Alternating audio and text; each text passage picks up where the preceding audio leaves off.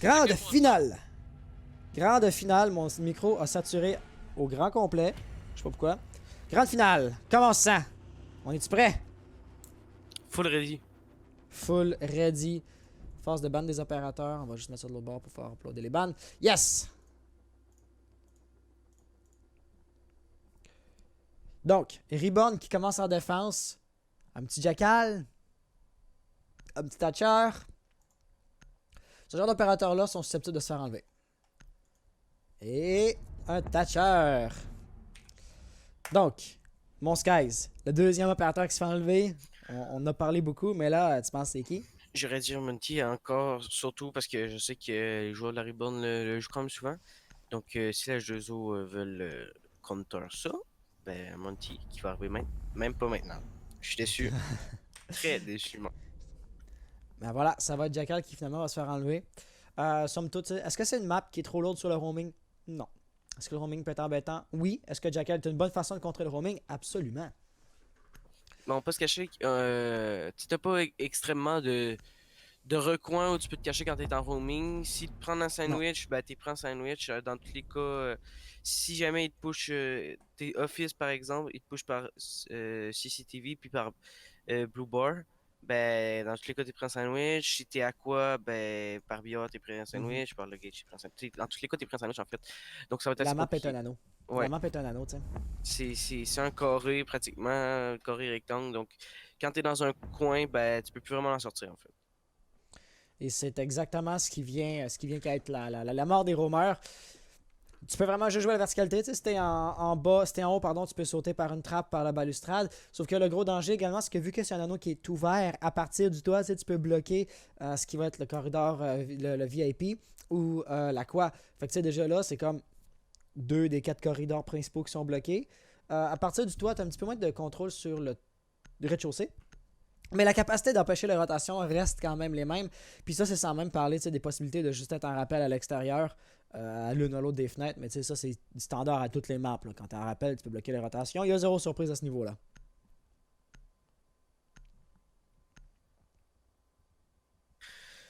Donc, on va vite voir une défense ouais, du côté Kitchen. Mhm. Donc, savoir s'il va y avoir beaucoup de roaming. Peut-être plus qu'on va roamer au top. Parce que ben, faut bien défendre le top là. Ben, définitivement, est-ce qu'on a des opérateurs de roaming dédiés? Non, mais est-ce qu'on s'entend voir du roaming? Pff, absolument, là, quand même, on va pas vivre dans une bulle, on va pas vivre dans le déni.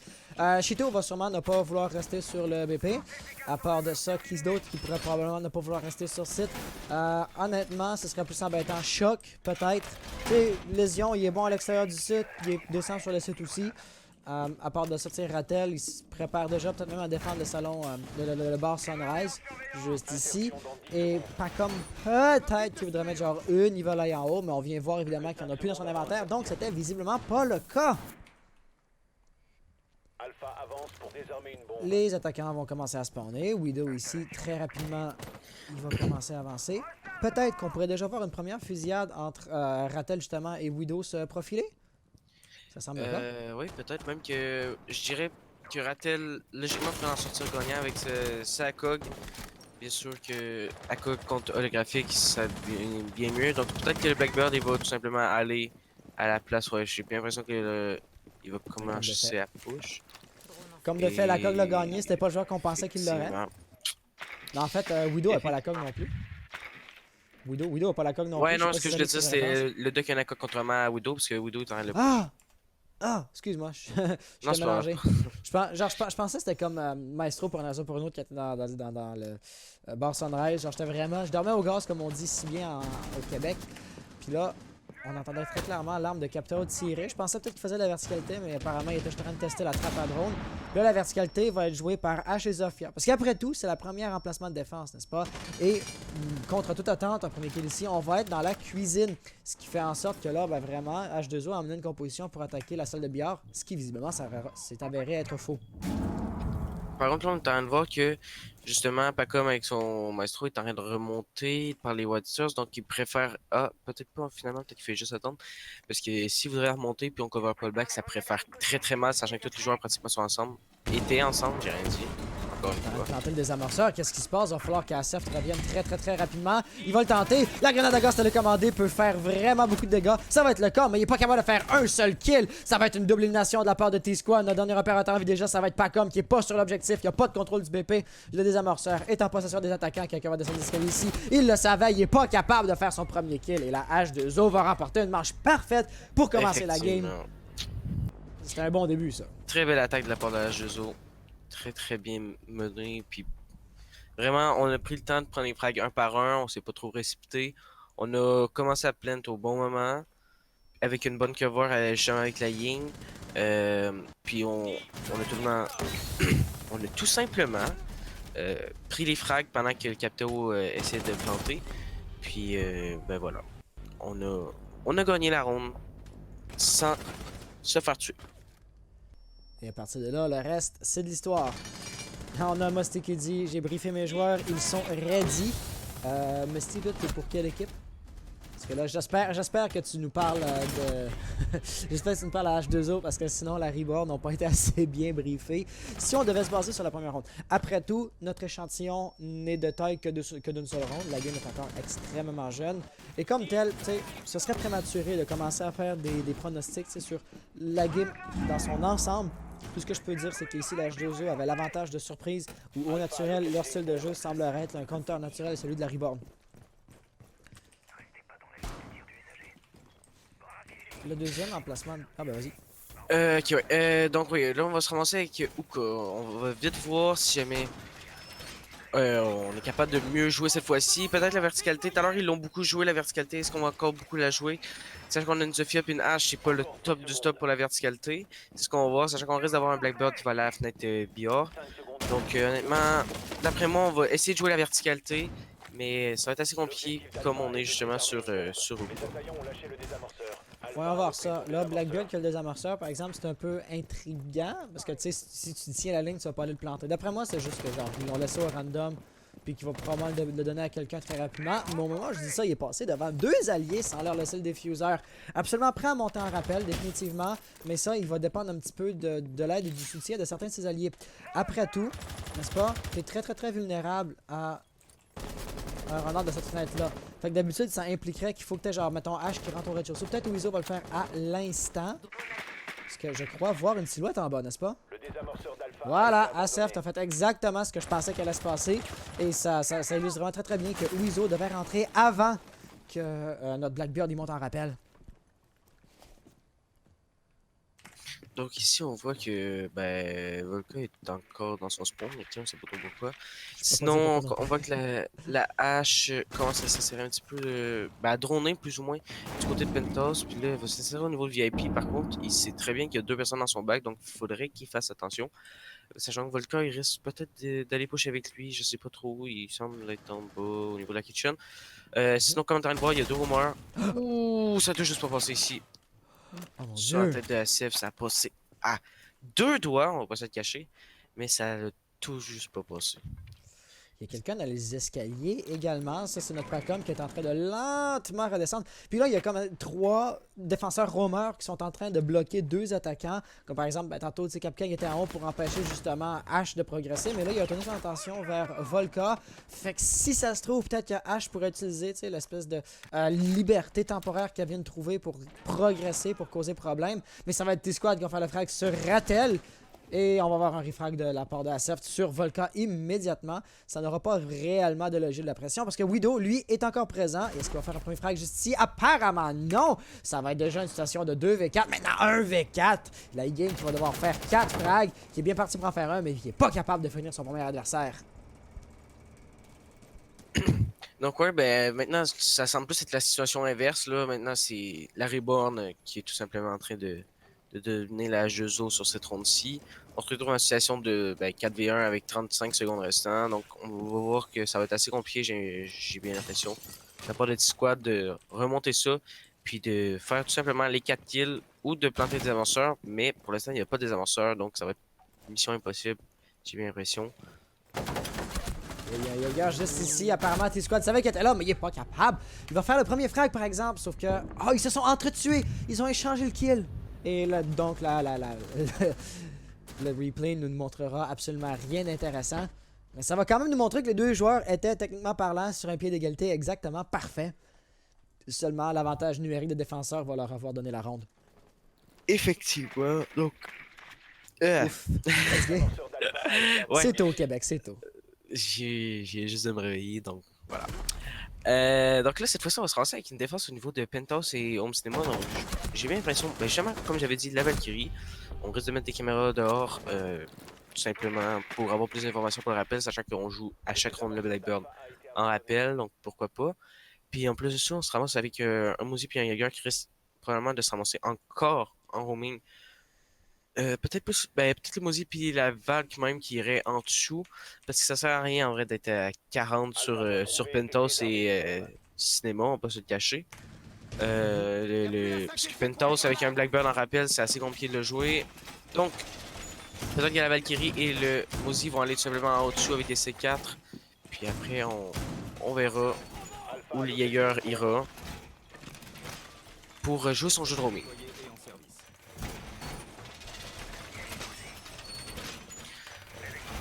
Excuse-moi, il y a genre un joueur qui veut lever un protest, puis je l'aurais dirigé vers un administrateur rapidement. Ah, ok. Parce que, ben, tu sais, évidemment, là, je vais pas commencer à ouvrir des fichiers MOS, genre, en ce moment, sous vos yeux. Ça va être. Ouais. Ouais. Ça serait pas le bon moment pour nous autres. Fait qu'on redirige cette demande-là à un administrateur. En l'occurrence, notre cher Toxic. Et puis, regarde ça, les positionnements des dispositifs anti-grenades. Il y en a deux juste ici, dans un petit angle mort. Le dernier, je sais pas il est où, mais oh! Le renard de la part de Chito. Ça, est-ce que tu étais là la semaine passée? Je pense pas, si ma mémoire Non, j'étais pas là. me sert bien, mais Chito, regarde ça, il va avoir lancé une caméra juste sur la peau de C ici, tu la vois très bien. Ça lui permet de voir qui spawn où. Et puis, tu sais, comme elle est sur la poutre, tu peux pas la détruire tant que t'es pas toi-même sur le balcon parce que sinon, tu sais, t'es caché. Et c'est ainsi que Chito a pu faire un beau petit run-out et faire un beau petit kill. Ça va être un frag sur IQ en termes de gadget. C'est pas nécessairement un opérateur genre VIP, là, tu sais, on n'a pas enlevé genre Ibana. Tout de même détruire. Oh, Shock va faire un run-out de l'autre côté. L'agressivité qui ne connaît aucune limite. Volcan, par exemple, va être capable d'aller chercher la vengeance. Et là, on a perdu IQ et Zofia. S'il y avait des joueurs qui pouvaient jouer la verticalité, à partir du rez-de-chaussée pour détruire les batteries bandits, ça aurait été ces deux-là, ou les électrogriffes Caïd plutôt dans ce cas-ci. Mais vu qu'ils sont perdus, ça va être un peu plus problématique. Hens qui va faire un frag sur Rattel et venant rééquilibrer ainsi les pointages ou les nombres de joueurs en vie dans chaque équipe. Cependant, est-ce que c'est suffisant pour gagner la ronde? Ça reste à voir. Effectivement, là en ce moment, on voit que tous les attaquants semblent être dispersés ou est-ce qu'on va tomber en situation de trouver un? Non, pas vraiment. Chito a survécu aux balles de Volca. Donc là, Chito semble être pris à sandwich justement, c'est ce que je suis en train de dire. Puis là, tout simplement, Asif se retrouve en situation de 3v1 avec des avanceurs en train de se faire planter. Oh, il va tout juste pas avoir le game sur T-Squad. Il va tout juste tirer à côté de la tête. Et voilà, on a lancé deux charges Candela qui évidemment vont avoir été sabotées. Mais les balles, elles, ne seront pas arrêtées, ne seront pas interceptées par les dispositifs Jaeger. Et quand tu es capable de cliquer sur la tête de ton adversaire, généralement, il a tendance à mourir. Et ça, c'est un peu fâchant quand c'est toi qui te fais cliquer sur la tête. Hop. Je te laisse caster le replay. Ah, le replay. Partage écran Discord. J'ai pas 3 écrans, fait que là. T'en as-tu deux? Ouais, parce que j'ai le chat Twitch. Bon. Ah, mais t'inquiète, tu vas l'avoir sur le partage écran de Discord. Ouais, ben là, il faut juste mettre mon Discord parce que j'avais mon parsec. Là, il faut que j'aille parsec Discord Twitch. Ok, donc oui, justement, on peut voir le kill sur le Blackbird de la part de SF. J'ai été un petit peu en retard sur le casting des replays, mais bon. Donc oui, on voit que, exemple, Chito en situation de 2v3 était vraiment pris en sandwich, donc il pouvait rien faire pendant que la pause était placée. Donc SF a fait son maximum, mais il n'a pas réussi à flick à temps la ligne. Puis la ronde aurait été emportée comme ça. Donc là, on va se retrouver avec la prochaine ronde qui va se trouver sur Kitchen. Est-ce qu'on va voir que ça va être autant compliqué que la première ronde ou on va être capable de faire mieux de la part de la Reborn? C'est ce qu'on va voir. Il va juste falloir faire attention à la verticalité et pas mourir par des trous dans le plancher comme on l'avait fait à la première ronde. On va essayer de survivre. pour désamorcer une bombe.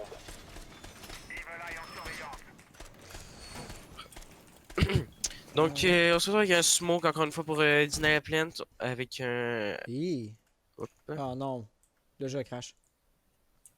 Le jeu crash. Excuse-moi. Ah! Non, c'est pas vous. C'est pas vous, c'est vraiment le jeu qui a crashé. Je peux même pas genre faire contrôle alternate delete pour aller sortir le gestionnaire des tâches.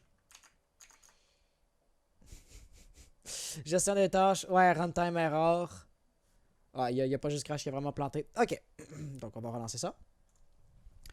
Pardonnez la petite pause que ça va nous avoir imposé. Impose. Ok, jeu de mots de merde mis de côté. Très bonne idée. Voilà. Mais j'ai l'impression que tout a planté en même temps. Genre les fenêtres que j'avais de l'autre côté, tu sais, sans offense, tu sais, vous voyez bien que je parlais. Ben, moi, ça me dit là, que Parsec a planté, là. Ça de te reconnecter. Non, t'as raison, Parsec a planté aussi. Ben là, je suis reconnecté, c'est bon. Ouais, je vois ça. Pourquoi Parsec apparaît pas dans ma liste de programmes qui roule en bas à droite, là, dans la petite barre de menu? Bâtard. Il y a des affaires que je ne comprends pas. Ben, moi, ça s'affiche. Pourtant, Tant mieux. Hey, si ça marche, on s'en plaint pas, hein. effectivement, on se plaindra pas de cela. Et voilà. Ah, sinon, il y a la moitié des programmes qui sont plantés. Genre, le navigateur web pour afficher le chat. Lui aussi, il est mort. Donc, dans le fond, c'est pas juste le jeu. Il y a eu une erreur dans une runtime Microsoft, dans une runtime C++. Fait que tout, dans le fond, tu sais, imagine que genre un sous-système Windows a planté, ben tous les programmes qui utilisent ce sous-système-là ou qui accèdent à ce sous-système-là vont avoir planté également. Mais on est de retour et ça devrait reprendre dès que voilà, on est capable de récupérer la connexion ici.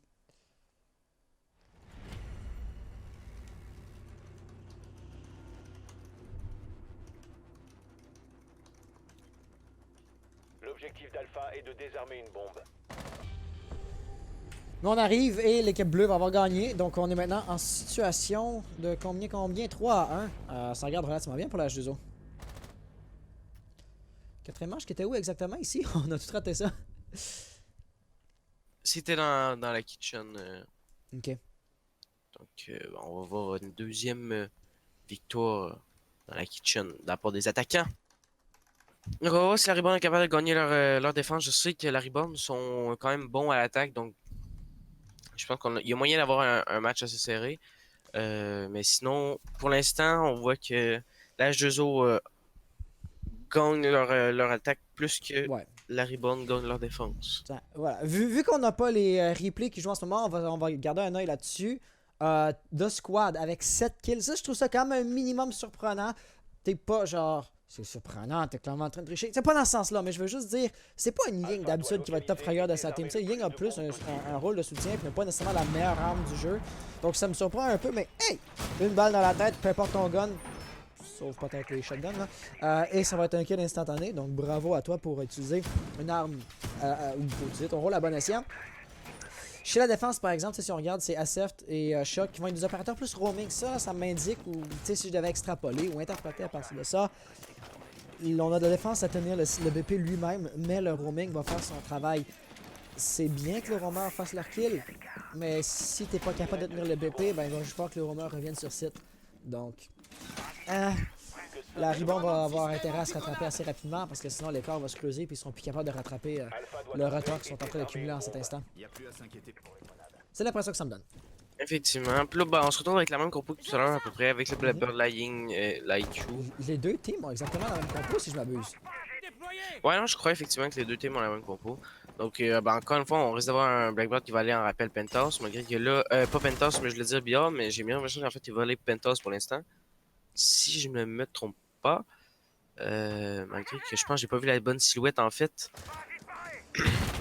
Concrètement, si tu pensais que c'était qui a la penthouse? Je pensais que c'était Blackbird d'aller Pentos, mais il a pas l'air d'aller Pentos du tout. En fait. Non, lui il est sur le toit. Ouais, mais en même temps, il est bien positionné pour bloquer des rotations. T'sais, on parlait tantôt comment la map est un anneau. Et comme de fait, justement, s'il reste en haut, il peut empêcher beaucoup de défenseurs de sortir de, comme par exemple dans ce cas-ci, du home cinéma. Pas comme surtout, c'est lui en train d'utiliser les caméras à partir du penthouse. mais tout ça ne sert à quelque chose que s'il est en position, ce qui pour l'instant n'est pas trop le cas. Et on va être en train, encore une fois, de bloquer des rotations. Seulement des rotations différentes cette fois-ci. Une victime pourrait être Chito, le moindrement qui veut faire une décale, qui veut contester la prise de possession justement du salon d'Arguillet. Et bien là, on pourra avoir End qui va l'attendre de pied ferme. Que End, pour cet instant, est en train de droner. Donc c'est peut-être plus de squad qui va vouloir s'en prendre à Doc. Oh, Donc, oh, ok, c'est rentré. On est déjà rentré sur le site ici. Est-ce qu'on va tenter une plainte de la part des attaquants? Oh, ça va tout juste pas passer, c'est ASF sur la Zofia. Donc, effectivement, on tente la plainte. Il l'a mis à terre, mais il n'a pas été capable de faire la moindre. Quand même, Blackbeard va être en PLS. C'est maintenant une situation de 3v3 en fait, côté pratique. On va détruire le drone. Asef va faire un beau petit kill ici, bien joué. Mais là, il va falloir faire attention. Volka est juste là, prêt à guetter un run-out. Et puis Widow va tenir... Oh, la belle ligne qui va être assez difficile à contrer à partir des défenseurs directement sur le site. J'ai l'impression.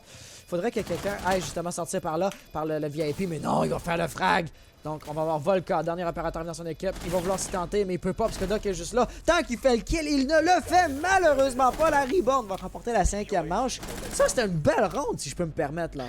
Effectivement, puis à ce moment-là, qu'on voit comment Aseft a totalement confiance en le Doc, que je sais plus c'était qui exactement, mais c'est à ce moment-là qu'on voit qu'il y a... Ouais... Chito, non, il était sur... Ouais, c'était Chito, hein. C'est à ce moment-là qu'on voit qu'il a totalement confiance en son allié, il arrête pas de défuse, il garde la défuse, puis on voit que la confiance est vraiment là, puis qu'il sait que son allié, ben Chito justement est capable de faire le kill assez facilement. Donc voilà. Je trouve une parenthèse dans la liste des programmes qui ont craché avec le petit bug tantôt. Ben, il y avait également OBS. Fait que pas de replay pour ce round-là, mais voilà, on est en train de préparer les replays pour la prochaine manche. Manche 6, dernière manche, ça va changement de rôle. Donc, on avait dit que Littoral, c'est une map qui est quand même un petit peu axée sur la défense, n'est-ce pas? Ouais. Et donc, ici, puisque les attaquants et les défenseurs, en l'occurrence Reborn et H2O, ont à peu près le même pointage, ou en fait, H2O a plus de points, est-ce qu'on serait déjà peut-être prêt à émettre un petit pronostic qu'avec le rôle difficile, s'ils ont l'avantage, ils risquent de gagner dès qu'ils vont avoir le rôle facile? C'est à voir parce que comme j'ai dit tout à l'heure, la Reborn sont quand même vraiment bons à l'attaque, puis je le sais parce que je les ai déjà castés puis je les ai déjà vus. Donc je sais plus, je pense que c'est pas comme qui joue le montagne, donc... Le roster Reborn a beaucoup changé par exemple depuis, ok? C'est plus vraiment la même team qu'avant. Donc je veux juste ouvrir une petite parenthèse puis juste mettre un petit bémol là-dessus. Mais à part de ça, tu as absolument raison.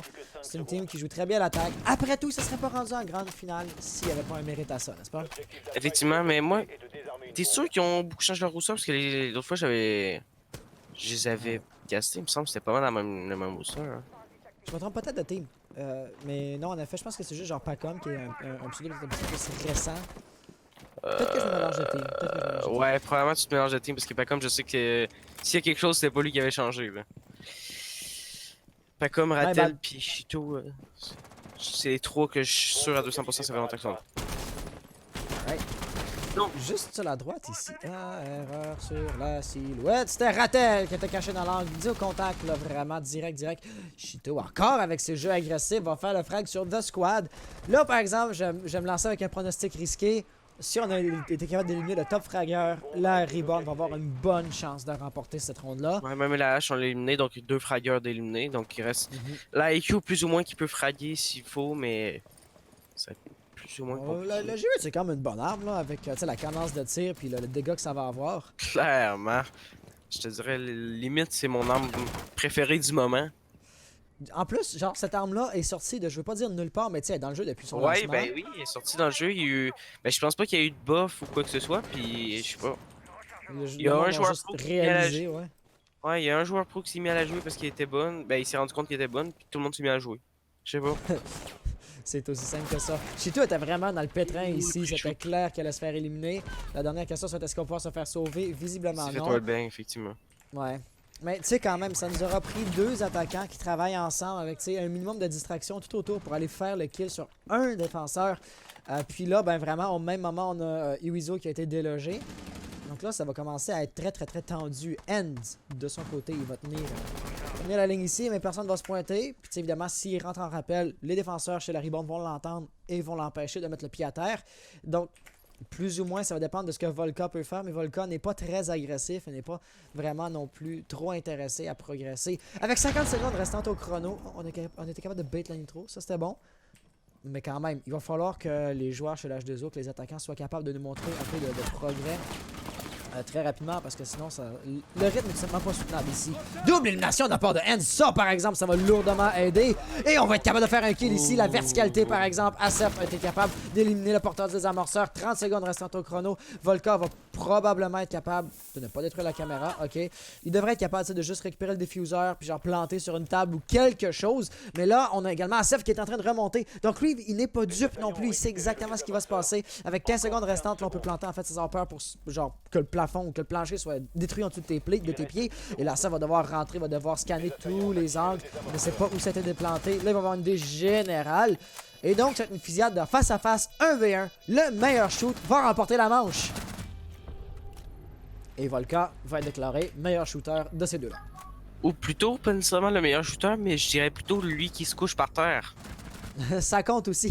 Ça compte aussi. C'est rendu juste pété. Hein. C'est autant que la batteuse IQ, c'est autant pété se coucher par terre. Hein. Ouais.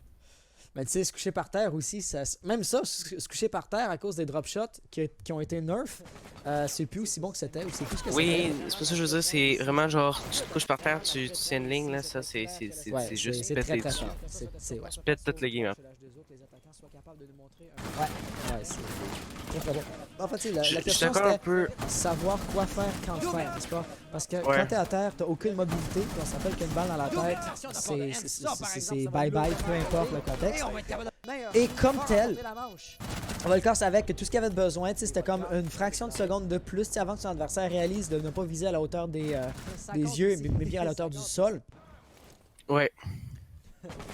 C'est clair. Par contre, juste comme ça, je suis assez d'accord quand même avec Ava. Mais tout ça dépend des équipes en fait. Parce que les équipes, normalement, si tu regardes les statistiques de la Pro League, toutes les maps, genre, ils ont à peu près 50% d'attaques qui sont gagnées, 50% de défense. Donc, tout dépendant à peu près des équipes, on va pouvoir peut-être voir plus d'attaques gagnées que de défense. Je dirais pas que le littoral est plus facile à attaquer nécessairement, mais ce qui est clair, c'est que si tu as une bonne attaque, tu peux la gagner. Ça, c'est clair.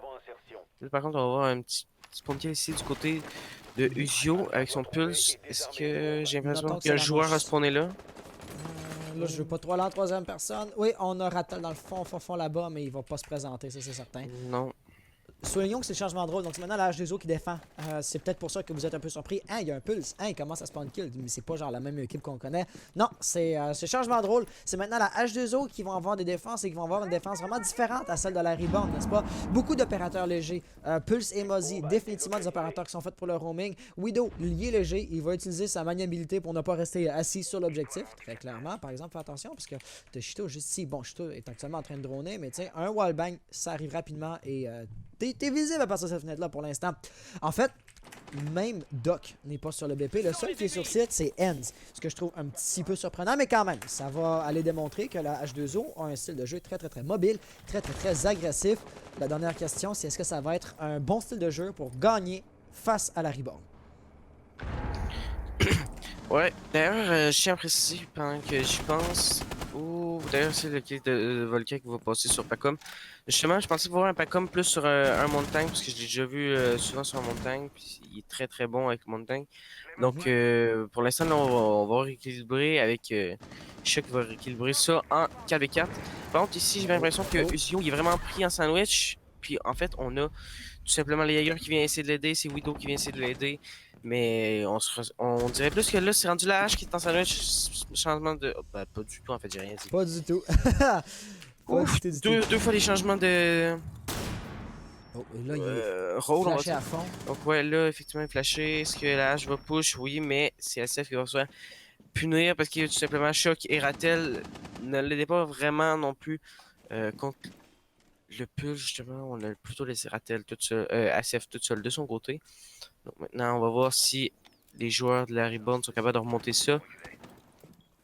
Est-ce que Enz va vouloir tenter un flanc? Peut-être, mais Weezo est encore techniquement parlant dans le dos des attaquants. Il peut être un gros problème.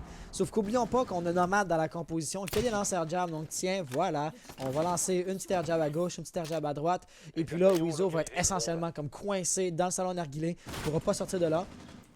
Mais laissant essentiellement avec des attaquants qui vont pouvoir attaquer l'objectif. Et The Squad, le seul joueur de son équipe prêt à vraiment retenir la pression sur le site. Ça, c'est la mauvaise nouvelle. La bonne nouvelle, c'est que lui, c'est le top fragueur de sa team. Donc, si quelqu'un peut le faire, ça va être The Squad. Puis, Weezo peut facilement sortir de là. T'sais, il sort, l'air jab explose. Ça va causer un doute, une incertitude chez les attaquants. Ils vont avoir peur. Ils vont devoir guetter leur back. Et ça va vraiment délaisser un peu la pression qui s'en vient sur l'objectif. Juste ici, il termine de terrain de planter. Est-ce que The Squad va autoriser que ça se passe? Il va pas le laisser se passer. Pas capable de faire les kills, mais c'est pas grave. Il y a des amorceurs qui vont s'en poser. Il a réussi à faire les kills. Le refrag immédiatement. On a un pulse sur son dos. Il va devoir y aller très rapidement. Shito en train de poser. S'il est capable de faire le kill immédiatement, ça va passer. Est-ce que ça. Il va y arriver? Oui, il va y arriver. H2O remporte la 7e manche. Ouf! C'est ça que ça fait en fait pas aller faire des 1v1 contre des roamers. C'est ce que ça fait.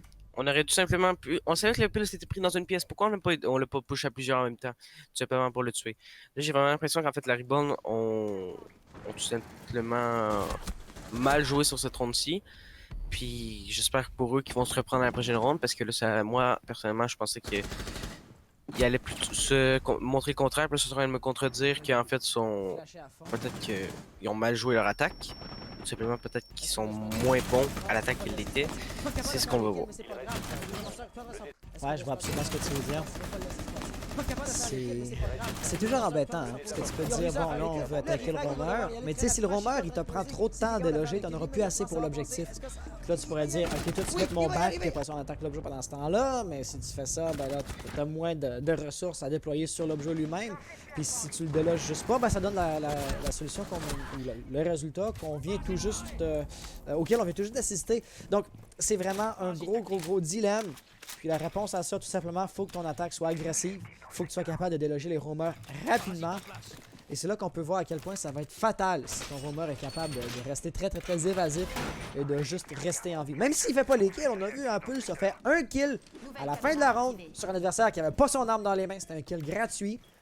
Mais ça a gagné la ronde à cause que, justement parce qu'il a fait perdre un temps fou au préalable. Effectivement. Par contre, il y a une chose que je comprends pas, en fait. C'est pourquoi la nomade n'est pas allée tout simplement sur le balcon ou quoi, juste dehors.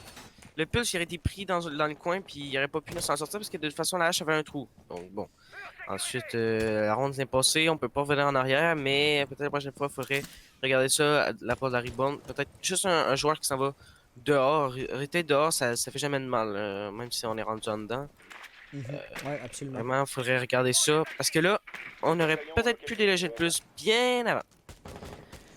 Donc, Mais si on regarde la composition aussi, j'ai l'impression qu'il y a moins d'emphase sur le roaming dans la 8e manche qu'on va voir. Tu sais, on a que Mozzie qui est un opérateur absolument dédié au roaming. Quoi qu'il y a le roaming, il y en a encore. Hein? Widow va être en roaming, Weezo est en roaming, Volka, ok, Proxy BP, The Squad roaming et Enz Défense BP. Mais c'est pas des opérateurs dédiés pour le roaming. Et comme tel, il devrait en théorie être un peu plus facile à déloger. Effectivement, donc ici, on va voir que Widow va pas laisser la Ribbon passer aussi facilement dans Cinéma et aller dans le top des White Stairs. Donc, on va voir. Ben, en fait, quand on dit ça, c'est quand même 3 homers, même 4. Il y a quand même 3. Mais c'est pas des opérateurs qui sont dédiés au roaming. Ils n'ont pas des gadgets de roaming. Oui, c'est vrai. Je veux dire. Mais. C'est ça que je voulais dire. Il devrait être plus facile à déloger, mais la présence, ok, puis la pression qu'ils vont exercer sur les attaquants dès qu'ils rentrent dans l'objectif, sans même qu'ils soient en train d'attaquer le BP lui-même, va être très réel et va absolument être présent. Ça, c'est certain.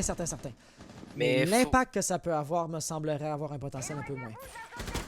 Effectivement. Faut surtout aussi penser que. Oui, ça va tout juste pas passer sur la Sophia et sur Pacom qui se retrouve avec environ 1 HP qui va push. C'était peut-être. Ouais, la hache qui push en même temps. Qui va Non, le refrag. peut-être. Effectivement. Il va avoir le refrag sur Widow. Donc, tant qu'on a le refrag, ça va. Pour l'instant, on se trouve en 4v4 avec un refrag qui est passé de la part de SF. Par contre, il faut faire attention à la Valkyrie qui risque de remonter dans votre sauce. On a quelqu'un qui l'attendait, qui l'attend plus en fait, tout simplement. Peut-être qu'on a mis un drone dans le bac, donc Izio, est-ce qu'il va prendre le risque de remonter ou pas du tout? C'est ce qu'on voit d'ailleurs ici, le mur VIP qui est tout simplement ouvert. On dirait des impacts. Ah, probablement les impacts des Zofia quand j'y repense. Probablement. Oh, Oh, le Asef avec le timing! ici, de la part de la CF. Bombe localisée par Alpha. Mais dans un cas comme dans un autre, tu sais, il va rester 30 secondes. Ah, Weezer va monter. Non, mais c'est une lance air jab néanmoins. La lance air jab va même pas péter parce que ça va être les balles ici qui vont aller chercher le kill. On peut vraiment voir une rotation majeure de la part des attaquants. L'assaut va maintenant arriver du côté de l'aquarium. Donc ça va être Enz ici et ça va être The Squad avec son bullet hole qui va devoir tenir la ligne. Oh, Volca qui va vouloir remonter, j'ai l'impression. Il va falloir voir si ça va être efficace. Oh non, ça va être la nitro au travers du plancher! Oh, wow! Chito avec un premier kill, 6 secondes restantes au chrono, il y a quelqu'un en bas, donc c'est perdu. Il ne peut pas le récupérer le désamorceur, puis il n'aura jamais le temps de descendre les escaliers faire les frags. Et donc, c'est ainsi que l'H2O va remporter la manche. Ouh. Bien joué la C4 aussi de la part du Warden que... Ouais, ok, ouais. Non, j'ai La hésité Warden, pendant un moment. Ouais, de la part du Warden ici. Vraiment une belle C4, bien placée. 2 kills avec. C'est super, on peut pas demander mieux. Par contre, du côté de la rebound, peut-être qu'on a trop pris notre temps un petit peu. On a attaqué, il restait Non, 10 secondes à la fin, il restait un lésion, puis une ou deux C4. Une. La C4 à Warden, mais je sais plus si c'est. Le mot aussi, je sais plus s'il restait sa C4 ou pas. Bref, il restait au moins une Non, on va C4. dans les replays. Ok, bon ben écoute. Ah oui, merde. T'en fais pas. Donc, ouais, donc bien joué de la part de la H2O pour cette ronde-ci. Puis la Ribbon, est-ce qu'on va voir une remontada ici 4-2, 6-2, désolé. Ça m'a l'air peu probable, honnêtement. Là. Ouais, mais on sait jamais. Il me semble que tout à l'heure, ils ont montré une remontada, donc pourquoi pas cette fois-ci aussi. Donc, c'est ce qu'on va voir. On se retrouve avec une défense Bombe localisée par Kitchen Alpha. ici de la part de la H2O. Donc, The Squad qui va commencer à placer ses parasites ici. Ses pestes un peu partout avec Volca qui est AFK tout simplement. Puis, Ah, il a ils vont... commencé à bouger. Effectivement. Non, toujours pas. Non, Est-ce qu'il a oui, bougé? non, non, Oui, non. oui, non, tu peux pas spawner genre proche du mur de même, là, ça. Et Ah, voilà. ça, il bouge. Et voilà, il est présent et la création vit!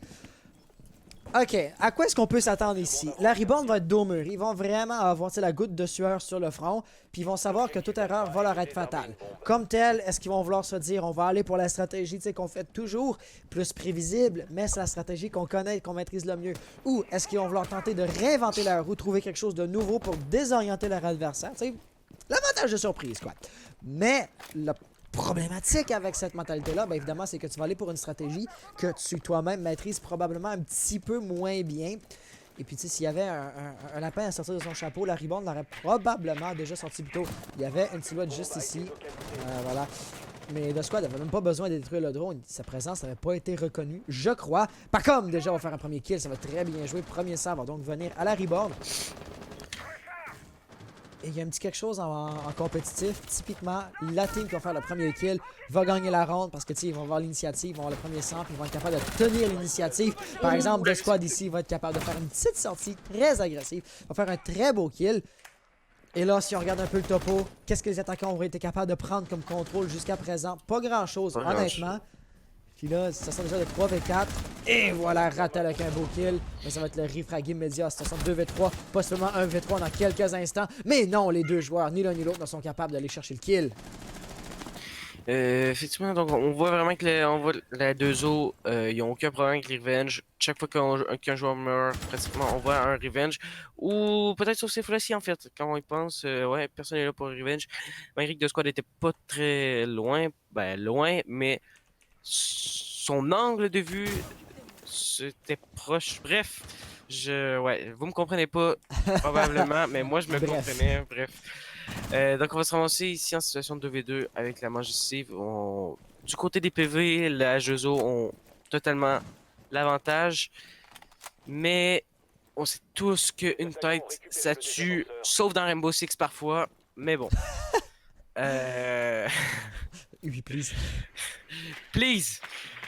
Donc, si on a un joueur Widow justement qui est dans l'objectif, on met tout simplement tranquillement toutes ces Mingu de chaque côté. On entend le drone Twitch. Donc, puis on a deux squads ici du côté du main lobby qui va probablement se relocaliser dans l'objectif. Avec un Widow qui va continuer à les attendre à la porte kitchen ici. Puis, en fait, non, de Scott, il va juste se relocaliser dans...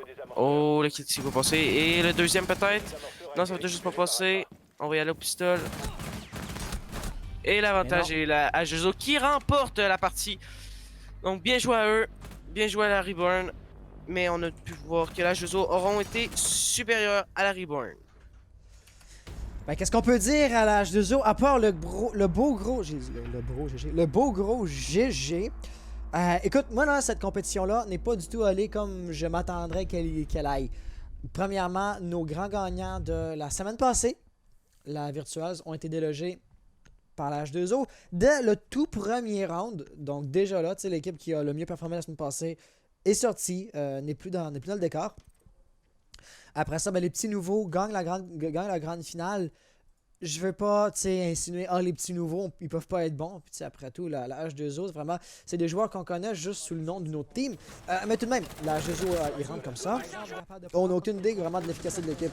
On connaît pas si leur cohésion de team, tu sais, si ensemble ils travaillent bien, tout ça. Ça donne que c'est le cas. Mais à part de ça, là, des bonnes équipes qu'on a revues la semaine passée se sont rendues un peu moins loin que ça à quoi on s'attendait. Les équipes qu'on connaissait pas, la H2O, se sont rendues jusqu'en grande finale et l'ont même gagné. Donc, je voudrais juste prendre un bon moment pour dire GG à la H2O. Venons taguer leur victoire dans le site web très rapidement.